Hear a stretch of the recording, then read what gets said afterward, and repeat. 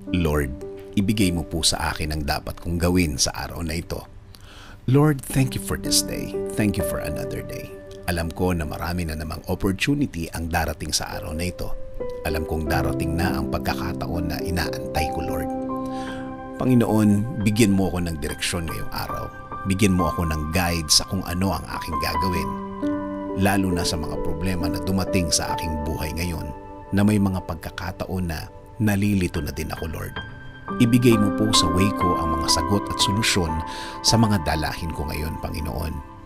Ilayo mo po ako sa mga pagkakataon at mga tao na naglalayo sa akin sa sagot ninyo sa aking mga problema, Lord. Ilagay niyo po ang mga tamang impluwensya sa aking araw-araw, Lord. Mga tamang tao na mag-i-inspire sa akin. Mas magbibigay ng mga paliwanag tungkol po sa buhay at lalong-lalo na sa inyong presensya at pagmamahal.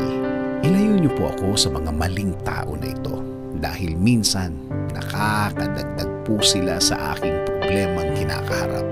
Ilayo niyo rin po ako sa mga pangyayari na maglalagay din sa akin sa mas malaking problema, Panginoon.